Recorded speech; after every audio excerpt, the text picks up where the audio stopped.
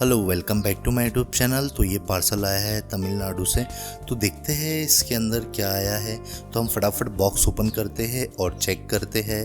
तो देख लीजिए, इसके अंदर से निकला है हमारा सैमसंग F23। दरअसल ये फ़ोन में ज़्यादातर प्रॉब्लम आ रही है रिस्टार्ट की। तो देखते हैं, बॉक्स तो वही दिख रहा है F23 का, फ़ोन वही निकलता है कि हाँ, फ़ोन भी वही निकला है सैमसंग F23। दरअसल जब हमने कस्टमर से बात करी तो वो कहने लगे कि फ़ोन चलते चलते ऑटोमेटिक बंद हो गया। और जो बंदा था बिहार से, वो बिहार से था जिसने हमारी वीडियो देखा, और कोई उनका फैन था तमिलनाडु से। तो उन्होंने फ़ोन फिर उस तरीके से भेजा है। यानी ये प्रॉपर देखने वाले वीडियो थे बिहार से, और फ़ोन था उनका दोस्त था तमिलनाडु का। तो उन्होंने बिहार से फ़ोन लगाया तमिलनाडु और मेरे तरफ फ़ोन भेजने का बोला। तो ये F23 है। तो अभी हम फटाफट इसे ओपन कर लेते हैं, फिर आपको मदरबोर्ड की कंडीशन दिखाएंगे। मदरबोर्ड एकदम फ्रेश है, कोई छेड़ा हुआ नहीं है, मदरबोर्ड एकदम बढ़िया है। तो अभी हम देखो एक बार आपको फिर भी दिखा देंगे मदरबोर्ड की कंडीशन क्या है क्या नहीं है। तो देख लीजिए, ये है बोर्ड F23 का, और ये मदरबोर्ड की कंडीशन आने वाली है आपके सामने। मदरबोर्ड एकदम फ्रेश है। तो अभी हम एक काम करते हैं, इसकी ऊपर की जो शील्ड है वो अच्छी तरीके से ओपन कर लेते हैं। और शील्ड ओपन करते टाइम एक बात का ध्यान रखना है, आजू बाजू जो कंपोनेंट रहते हैं वो डैमेज नहीं होने चाहिए। तो एकदम प्रॉपर हमें आराम से धीरे धीरे निकाल लेनी है। ये जो निकालने का मतलब यही रहता है, ये हीटसिंक टेप रहता है, वो हीटसिंक टेप इसलिए निकालना पड़ता है। तो अभी हम जो शील्ड है वो अच्छी तरीके से आजू बाजू को रिमूव कर लेंगे। तो एकदम आराम से करना है, कोई घाई नहीं करना है। आजू बाजू कंपोनेंट रहते हैं, देखो जैसे बाजू का कंपोनेंट हिल रहा है, तो हम थोड़ा भी पेस्ट लगा के इसे हिट मार के दबा देंगे। और यहाँ पे ग्लू है, इसकी वजह से हुआ है, क्योंकि कभी होता नहीं है, ग्लू की वजह से कई बार ऐसा होता है। यानी ज़बरदस्ती नहीं करनी है, एकदम आराम से काम करना है हमें। तो ये देख लीजिए, शील्ड निकल रही है धीरे धीरे हमारी आराम से, कोई घाई नहीं की है, कोई ट्रैक नहीं टूटी, इंटरनल कुछ नहीं हुआ, एकदम आराम से हमारा ये हो चुका है। तो अभी ग्लू साफ़ कर लेंगे हम। दो तरफ तो गर्म था, तो जब हो गया साफ़, लेकिन इधर से नहीं हो पाया। तो अभी हम अच्छी तरीके से नीट एंड क्लीन कर लेंगे। तो देख लीजिए, ग्लू चारों तरफ से साफ़ हो चुका है। अभी हम हीटसिंक टेप लगा देंगे, और इसके बाद अब हम पेस्ट लगा के धीरे धीरे हीट मारेंगे। हम जैसे जैसे हीट मारेंगे वैसे वैसे जो हमारा प्रोसेसर है वो बबल आके बाहर निकलने की तरफ होते जाएगा। तो देख लीजिए, ये प्रोसेसर बहुत ज़्यादा हार्ड रहता है। तो देखो, ये बहुत सारी एनसी ट्रैक लेके निकलता है। तो घबराने की कोई बात नहीं है, बेकाम की यानी कोई काम की ट्रैक नहीं है एनसी ट्रैक बोलो तो। ये एक डायोड है, इसको सीधा कर लेते हैं हम। ये जो यूज़ होता है डेटा के लिए यूज़ होता है, यानी अपन जब कंप्यूटर से कनेक्ट करते हैं तो डेटा रिसीविंग ट्रांसमिट केस में फ़िल्टर का काम करता है वोल्टेज। तो हमने इसको लगा दिया है, और ये ट्रैक कुछ ऊपर आई है, उसको वहीं के वहीं दबा देंगे, एकदम सही हो जाएंगे, कुछ करने की ज़रूरत नहीं। और ये जितनी भी ट्रैक टूटी हुई है प्रोसेसर की, वो कोई काम की नहीं है, वो एनसी रहती है, अब वो वैसी रखी भी रहती है। जब भी हम सीपीयू निकालते हैं तो पूरी की पूरी हाथ में आ जाती है, वो कोई टेंशन वाली बात नहीं है उसके लिए। मदरबोर्ड एकदम बढ़िया क्लीन कर लेना है।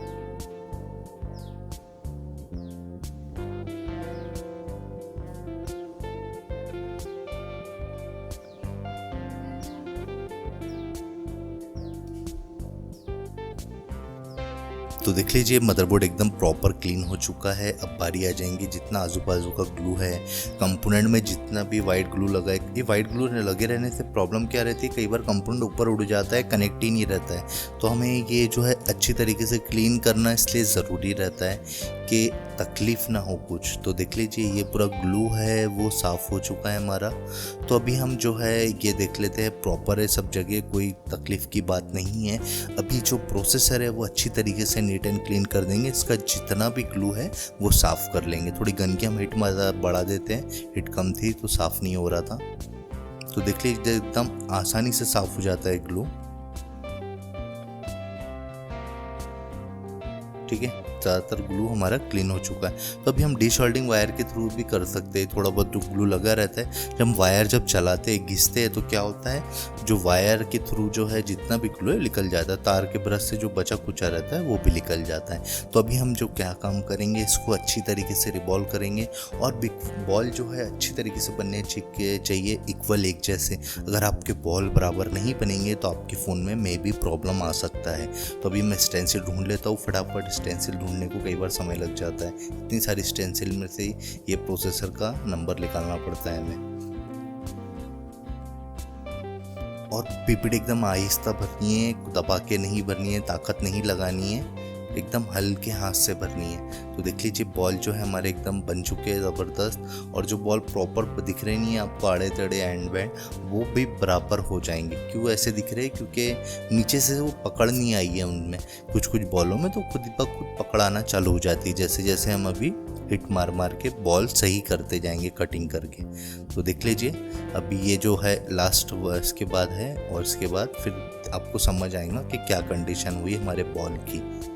ठीक है, अभी थोड़ा पेस्ट लगा के इसलिए हिट मार रहे हैं हम, जो बॉल जगह पे नहीं बैठे थे अब वो जगह पे बैठ जाएंगे, क्योंकि इस बार हमने इसे पीपीडी से शोल्डर करके साफ नहीं किया, इसलिए ऐसा हो रहा है। अगर हम पीपीडी लगाते तो एकदम परफेक्ट एक ही बार में बैठ जाते, लेकिन हर बार पीपीडी लगा के पीपीडी लगाने लायक नहीं था सीपीयू, क्योंकि शॉर्ट भी हो जाते कई बार, कई सीपीयू ज़्यादा गर्म हुए तो कई से, तो उस हिसाब से काम करना पड़ता है। तो देख लीजिए ये जो है हो चुका है, हमारा बॉल बन चुके हैं। अभी हम थोड़ा पेस्ट लगा के इसे हिट मारेंगे, जो बॉल जगह पे नहीं होंगे वो जगह पे आ जाएंगे।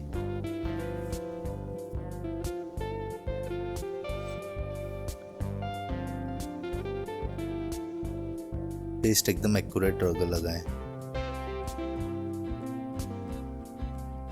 तो देखिए आईसी का नॉइज़ जहाँ था हमें वहीं रखना है। इस बार हमने पेस्ट नहीं लगाया है मदरबोर्ड में, और इस बार पेस्ट भी नहीं निकलेगा क्योंकि हमने पेस्ट कम यूज़ किया है। तो देख लीजिए अभी जो हमारा धीरे धीरे हिट मारना हमने चालू कर चुके हैं, और जैसे जैसे हम हिट मारेंगे वैसे वैसे जो हमारी आईसी है वो लोकेशन पर बैठती जाएंगी। लेकिन इस बार पेस्ट दिख रहा है एकदम हल्का दिख रहा है, मतलब ये है हमारी आईसी बैठ चुकी है। तो ये बनने के बाद मदरबोर्ड की कंडीशन रही, मदरबोर्ड एकदम फ्रेश है। बाद में हम इसके अंदर हीट सिंक वगैरह ऐड कर देंगे, लेकिन पहले हम आपको टेस्ट करके बताते हैं। देख लीजिए अभी चार्जिंग पे लगाएंगे क्योंकि इसका ऑन ऑफ की का पत्ता लगा नहीं है, और ये फाइनली का रिजल्ट रहा, जो हमारा फ़ोन है वो ऑन हो चुका है। और ये पैक करने के बाद की कंडीशन रही, सभी चीज़ें इसमें प्रॉपर वर्क कर रही थी। अगर आपको भी किसी को भी कोई भी फ़ोन रिपेयर कराना है तो आप स्क्रीन पे दिए हुए नंबर पे कांटेक्ट कर सकते हो। और अगर आप चैनल पे नए हो तो चैनल ज़रूर सब्सक्राइब कीजिए, साथ ही साथ बेल आइकन ज़रूर दबाइए। तो चलिए अब मिलेंगे हम आपसे अब नेक्स्ट वीडियो में। Okay, bye bye.